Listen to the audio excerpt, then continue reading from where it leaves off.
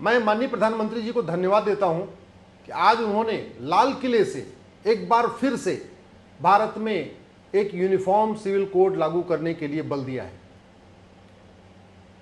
बाबा साहब अंबेडकर का सपना था कि भारत में one nation one civil code होना चाहिए।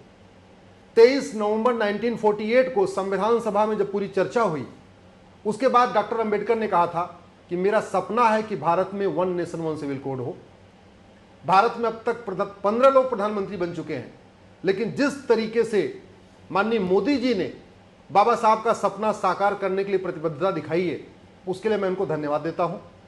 सबके हित में है। संविधान का मतलब ही होता है समविधान, समान विधान, सबके लिए एक जैसा विधान, यानी secular civil code, uniform civil code. ऐसा सिविल कोड जो जेंडर न्यूट्रल हो, रिलीजन न्यूट्रल हो, सभी पंथ के लिए, सभी मजहब के लिए समान कानून हो और महिला पुरुष के लिए भी एक समान कानून हो। यूनिफॉर्म सिविल कोड इसलिए जरूरी है कि यह कुरीतियों को खत्म कर देगा। भारत में अभी कम से कम 10 से 15 कुरीतियां चल रही हैं और विदेशी कुरीतियां हैं। जैसे भारत के अंदर जो कुरीतियां शुरू हुई उनको खत्म करने के लिए कानून बना, सती प्रथा के लिए कानून बना, छुआछूत के खिलाफ कानून बना और भी कई सारे कानून बने। लेकिन जो मुगलों के साथ कुरीतियां आई उनको खत्म करने के लिए कानून नहीं बना। मुगलों के समय में बाल विवाह आया। अब हिंदू जैन बौद्ध सिख के लिए बाल विवाह तो अपराध हो गया, लेकिन मुस्लिम्स के लिए बाल विवाह अपराध नहीं है, क्योंकि 1937 का शरीयत एक्ट उनको 9 साल में शादी करना अलाउ करता है। बाकी सबके लिए बहुविवाह अपराध हो गया, लेकिन मुस्लिम्स के लिए बहुविवाह भी अपराध नहीं है। क्यों? क्योंकि उनका जो 1937 का शरीयत एक्ट जो अंग्रेजों ने बनाया था वो अलाउ करता है। हलाला चल रहा है, ये भी विदेशी कुरीति है। मुताह चल रहा है, ये भी विदेशी कुरीति है। मिस्यार चल रहा है, ये भी विदेशी कुरीति है। तहर्रुस चल रहा है, ये भी विदेशी कुरीति है। 3 तलाक तो खत्म हो गया, तलाक बिद्दत, लेकिन अभी भी 4 तरीके का और तलाक चल रहे। वो भी एक तरफा होते हैं, मनमाना होते हैं। उसमें भी पत्नी से पूछा नहीं जाता कि मैं दूं या न दूं, कोई जिम्मेदारी नहीं है। तलाके हसन आज भी चल रहा है, तलाके एहसन आज भी चल रहा है, तलाके बाइन आज भी चल रहा है, तलाके किनाया आज भी चल रहा है। और ये भारत की कुरीतियां नहीं है, ये विदेशी कुरीतियां हैं। तो मैं इसलिए प्रधानमंत्री जी को धन्यवाद देता हूं कि कम से कम वो इतना जोर डाल रहे हैं, और आशा करता हूं कि बहुत जल्दी भारत में यूनिफॉर्म सिविल कोड आएगा। और जो लोग इसको विरोध कर रहे हैं, वास्तव में वो महिलाओं के सबसे बड़े दुश्मन हैं। जो लोग यूनिफॉर्म सिविल कोड का विरोध कर रहे हैं, वास्तव में मुसलमानों के सबसे बड़े दुश्मन हैं। आखिर यूनिफॉर्म सिविल कोड आएगा तो क्या बदला गया, इसको आप समझिए। लड़के और लड़की की शादी की उम्र एक समान हो जाएगी, यानी हिंदू हो या मुसलमान, पारसी हो या ईसाई, लड़का हो या लड़की, शादी की उम्र सबकी एक समान होगी। मिनिमम एज अगर 18 होगी तो सबके लिए होगी, 20 होगी तो सबके लिए होगी, 21 होगी तो सबके लिए होगी। अच्छा है ना, इससे कम से कम सभी बेटियां भी पढ़ेंगी, सभी बेटियां आगे बढ़ेंगी।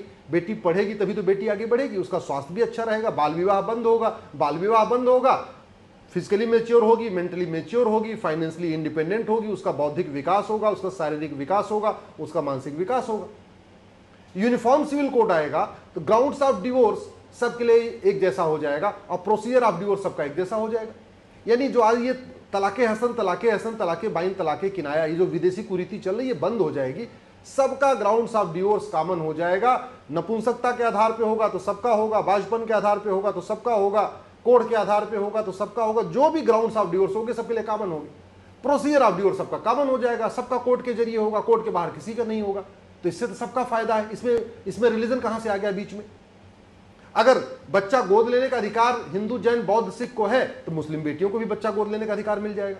बच्चे के भरण पोषण का अधिकार हिंदू जैन बौद्ध सिख को है, हमारी मुस्लिम बेटियों को भी बच्चा भरण पोषण का अधिकार मिल जाएगा।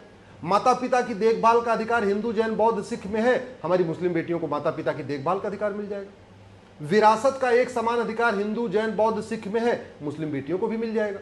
वसीयत का एक समान अधिकार हिंदू जैन बौद्ध सिख में है, मुस्लिम बेटियों को भी एक मिल जाएगा। एक पति एक पत्नी का नियम हिंदू जैन बौद्ध सिख पे लागू होता है तो हमारे मुस्लिम भाइयों पे भी लागू हो जाएगा। भैया एक पति एक पत्नी सबको करना है, और ये तो जरूरी भी है। अल्टीमेटली 4 शादी करना ये रीति नहीं है, कुरीति है। ये प्रथा नहीं है, कुप्रथा है। हलाला कुप्रथा है, मुताह कुप्रथा है, मिस्यार कुप्रथा है। और हमारा संविधान रीतियों को प्रोटेक्ट करता है, कुरीतियों को नहीं। आर्टिकल 25 में राइट टू रिलीजन है, आर्टिकल 29 में राइट टू कल्चर है, राइट टू कस्टम है। लेकिन ये जो राइट टू कस्टम है ये रीतियों को प्रोटेक्ट करता है, कुरीतियों को नहीं, प्रथा को प्रोटेक्ट करता है, कुप्रथाओं को नहीं। तो इसलिए, और आर्टिकल 44 स्पेशली कहता है कि भारत में यूनिफॉर्म सिविल कोड होना चाहिए, और समान नागरिक संहिता तो हमारे भारत के संविधान की आत्मा है। आज की डेट में जो संविधान चल रहा है, जो कानून चल रहे हैं, ये बिना आत्मा के चल रहे हैं, क्योंकि यूनिफॉर्म सिविल कोड तो लागू नहीं हुआ। बाकी जगह यूनिफॉर्मिटी है, लेकिन इस पर लागू नहीं हुआ। तो इसलिए बहुत फायदा होगा इससे। जो लोग इसका विरोध कर रहे हैं, चाहे राहुल गांधी विरोध कर रहे हैं, या अखिलेश विरोध कर रहे हैं, या ओवैसी विरोध कर रहे हैं, मैं इनसे पूछ रहा हूं कि भारत के संविधान में कहां लिखा हुआ है कि शरीयत आपको लागू करने के लिए मिलेगी? कहां लिखा हुआ है कि हलाला मुताह मिस्यार करने को मिलेगा? कहां लिखा है आपकी विदेशी कुरीतियां आप जारी रख सकते हैं? अरे भारत का संविधान आर्टिकल 25 में जो राइट फ्रीडम ऑफ रिलीजन देता है, वो फ्रीडम ऑफ रिलीजन ठीक से पढ़ लीजिए आर्टिकल 25 को, झूठ बोलना बंद करिए। लिखा हुआ है subject to public order, health and morality. आप उन्हीं रीतियों को फॉलो कर सकते हैं जिससे पब्लिक ऑर्डर खराब ना हो, जिससे आप स्वास्थ्य खराब ना हो, और जो भारत की संस्कृति के अनुरूप हो। ये भारत का संविधान भारतीय संस्कृति को प्रमोट करने के लिए बना है, भारतीय प्रथाओं को प्रमोट करने के लिए बना है। भारत का संविधान जननी जन्मभूमिश्च, इस सिद्धांत को मजबूत करता है। भारत का संविधान यत्र नारस्ति पूज्यते रमन्ते तत्र देवता के सिद्धांत को मजबूत करता है। भारत का संविधान वसुधैव कुटुंबकम कहता है। भारत का संविधान वन नेशन वन लॉ की बात करता है। भारत का संविधान एक देश एक विधान की बात करता है। भारत का संविधान जेंडर न्यूट्रल, रिलीजन न्यूट्रल कानून की बात करता है। और आप कह रहे हो कि नहीं नहीं नहीं, हमारे शरीयत में दिक्कत आ जाएगी हमारी। अरे भैया, ये शरीयत कुप्रथाओं के लिए थोड़ी बनी है, ये शरीयत कुरीतियों के लिए थोड़ी बनी है। और वैसे भी ये संविधान भारत का है, ये अरब का नहीं है। और जहां की आप शरीयत की बात कर रहे हैं, वहां तो बहुत कुछ बैन है। दुनिया के कई इस्लामिक देशों में आज की डेट में मौखिक तलाक नहीं होता, भारत में तो हो रहा है। दुनिया के कई इस्लामिक देशों में हलाला बलात्कार घोषित कर दिया गया है। हमारे देश में हलाला को आज भी कस्टम मान के बैठे हुए। दुनिया के कई देशों में दूसरी शादी करने के पहले पहली पत्नी से पूछना पड़ता है। और आप कह रहे हैं कि नहीं, हम तो 4 शादी करेंगे। और 4 शादी करेंगे कैसे? 1000 लड़के पे 930 तो लड़कियां हैं। लड़कियों की संख्या तो पहले ही कम है, उसके ऊपर आप कह रहे हैं नहीं, हम तो 2 शादी करेंगे, 3 करेंगे, 4 करेंगे। अरे 4 कर लोगे तो फिर दूसरे लोग शादी कैसे करेंगे? फिर तो बाकी लोग कुंवारे रह जाएंगे अगर आप 4-4 शादी करोगे। इसलिए ये जो इंडी गठबंधन के तथाकथित सेकुलर नेता हैं, जो सुबह से लेकर संविधान दिखाते रहते हैं, वास्तव में बहुत बड़े संविधान विरोधी हैं। ये महिला विरोधी हैं, ये इस्लाम विरोधी हैं, ये मुसलमानों के बहुत बड़े दुश्मन हैं। ये चाहते हैं कि भारत में यूसीसी ना आए, जिससे भारत में एक तो अराजकता फैलती रहे, मुसलमान पीछे रहे, वो मेन स्ट्रीम में ना आ पाए। भाई 9 साल में अगर शादी हो जाएगी तो बेटी पढ़ेगी कैसे? पढ़ेगी नहीं तो उसको आगे उसको देश दुनिया की समझ कैसे होगी? 9 साल में उसका अगर निकाह हो जाएगा, 15-16 साल तक होते उसके बच्चे हो जाएंगे, 20 साल होते उसके 3-4 बच्चे हो जाएंगे, तो उसकी पूरी जिंदगी इसी में चली गई। बच्चा पैदा करो, बच्चे को पालन पोषण करो, बच्चा पैदा करो, पालन पोषण करो। वो वास्तव में जिंदगी क्या होती है, जिंदगी किस लिए होती है, समझेगी कब? इसलिए मैं प्रधानमंत्री जी को धन्यवाद देता हूं कि वो यूसीसी के लिए आगे बढ़ रहे हैं। यूसीसी लागू होना चाहिए, लेकिन यूनिफॉर्म सिविल कोड के साथ साथ यूनिफॉर्म एजुकेशन भी लागू होना चाहिए, क्योंकि भारत में हजारों स्कूल ऐसे चल रहे हैं जो भारत के खिलाफ नफरत सिखाते हैं, भारत की संस्कृति के खिलाफ नफरत सिखाते हैं। हजारों भारत में ऐसे स्कूल चल रहे हैं जो वसुधैव कुटुंबकम को नहीं मानते, जो नारी तू नारायणी को नहीं मानते। हजारों ऐसे स्कूल हैं जहाँ पे कहा गया है कि वंदे मातरम बोलना हराम है।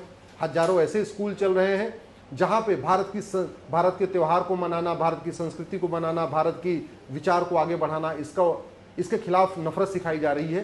तो यूनिफॉर्म सिविल कोड भी होना चाहिए, यूनिफॉर्म एजुकेशन भी होना चाहिए। मैं प्रधानमंत्री जी को धन्यवाद देता हूं और आशा करता हूं कि बहुत जल्दी संविधान के अनुसार यूनिफॉर्म सिविल कोड भी आएगा और यूनिफॉर्म एजुकेशन भी लागू होगा।